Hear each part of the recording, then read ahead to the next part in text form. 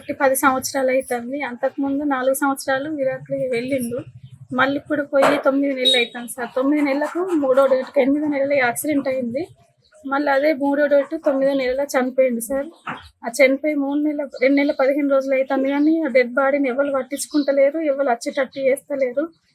మళ్ళీ పిల్లలు ఇద్దరు సార్. మాకు 20 లక్షలు అప్పు చేసుకొని ఇల్లు కట్టుకున్నాం. 20 లక్షల అప్పు ఉంది సార్. ఇద్దరు ఆడపిల్లలు చదువుకుంటారు. వాళ్ళు హాస్టల్లో ఉన్నారు సార్. వాళ్ళకు ఫీజు కట్టమని టార్చర్ పెడతారు సార్.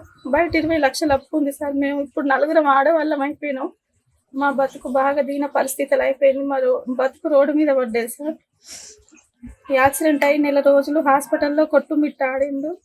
చనిపోయి కూడా 2 నెలల 15 రోజులు అయినా కానీ అక్కడ ప్రభుత్వం ఏం పట్టించుకుంటలేదు. అక్కడ కంపెనీ వాళ్ళు కూడా ఏం పట్టించుకుంటలేరు సార్. 2 నెలల 15 రోజుల నుంచి ఎవరు కూడా ఏం పట్టించుకుంటలేరు.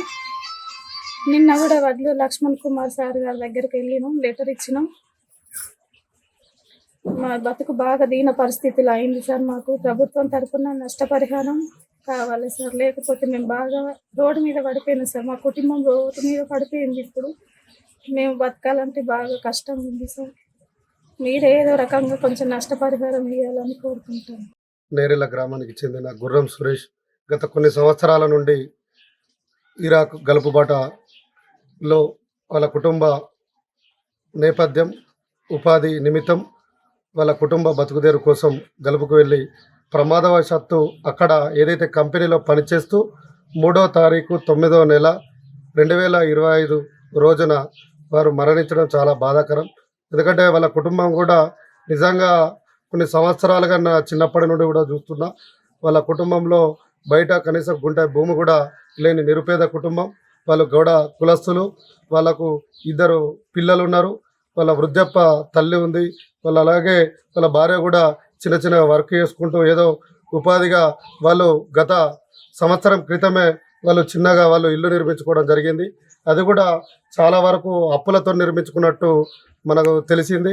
ఈ విషయాన్ని ఏదైతే మరణించిన విషయం తెలిసినాకనే మేము గ్రామం నుండి వారికి వచ్చి మా ప్రయత్నం మేము చేసినప్పటికి కూడా అక్కడ ఉన్న ఏదైతే ఇరాకు సంబంధించిన దేశంలో అక్కడ ఉన్న కంపెనీ వాళ్ళు ఏదైతే పట్టించుకోకుండా వాళ్ళు మాకు సంబంధం లేదు అనే విధంగా వారు తోచిపుచ్చుకుంటా ఇక 1 మంత్కి వస్తుంది, ఇక 10 రోజులకు వస్తుంది, ఇక 20 రోజులకు వస్తుంది అనుకుంటా ఇప్పటికీ 2 నెలల 10 రోజులు అయినప్పటికీ కూడా ఇప్పటికీ మృతదేహం రాకపోవడం నిజంగా కుటుంబ సభ్యుల మనోవేదన.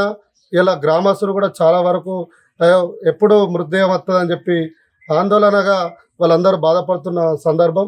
ఎందుకంటే ఇప్పటికైనా కూడా ప్రభుత్వంకు సంబంధించిన ఏదైతే పెద్దలు మా మంత్రి అడ్లూరు లక్ష్మణ్ కుమార్ గారిని కూడా నిన్నటి రోజున కలవడం జరిగింది.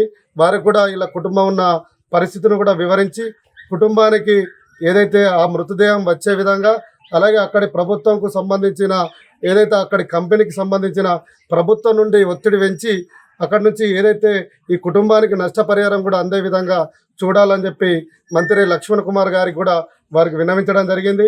వారు కూడా సానుకూలంగా స్పందించి నేను వెంటనే దీనికి ఎన్ఆర్ఐకి సంబంధించిన వారితో చర్చించి అవసరమైతే ముఖ్యమంత్రి గారి దృష్టి కూడా తీసుకెళ్లి ఏదైతే అక్కడ ప్రభుత్వం నుండి మేము గల్ఫ్ కార్మికుల కోసం ఏదైతే పాలసీ మేము అమలు చేసినామో భవిష్యత్తులో కూడా వీళ్ళకి ఏదైతే ఆ ఒత్తిడి తీసుకొచ్చి ఆ మృతదేహాన్ని రప్పించే విధంగా వారు కృషి చేస్తా అని చెప్పి నిన్న కూడా వారు సానుకూలంగా స్పందించి వారు మాట్లాడడం జరిగింది. అలాగే తెలంగాణ ఎన్ఆర్ఐ గల్ఫ్ అడ్వైజర్ రాష్ట్ర వైస్ చైర్మన్ నిన్న మందం భీమారెడ్డి గారు వారు కూడా వీళ్ళ కుటుంబ వివరాలు సేకరించి దానికి సంబంధించిన వైరల్ మెసేజ్ను కూడా అక్కడ ఇరాక్ కంట్రీకి కూడా వారు సమాచారం అందించారు. మళ్ళా త్వరలోనే 2-3 రోజులల్లో దీనికి సంబంధించిన ఏదైతే ఏ విధంగా మనం ముందుకెళ్ళాలనే విషయాలను కూడా వారు హైదరాబాద్ నుండి సెక్రటరీ ఆఫీస్ నుంచి వారు కూడా చెప్తా అని చెప్పడం జరిగింది. ఆయన కట్టం చెప్తే మేము తినేటోళ్ళము, మాకు బొమ్మలు పట్టించుకునేటోళ్ళు ఎవరు లేరు.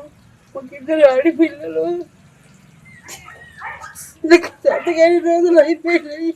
ఏదో చిన్న కట్టుకోవాలి ఇంటికి 2 నెలలు 5 రోజులు బయటికి వచ్చిన లేరు, పోయేటోళ్ళు లేరు, మమ్మల్ని పట్టించుకోవటోళ్ళు లేరు సార్. 20 రోజులు అప్పు చేసుకొని ఇల్లు కట్టుకున్న చిన్నగా.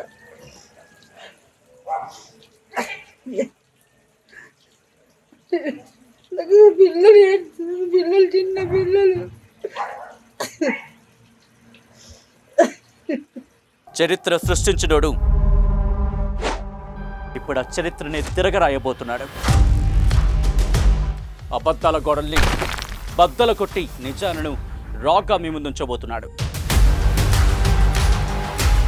నిజమైన వార్తల కోసం వెంటనే డౌన్లోడ్ చేసుకోండి రా యాప్ని.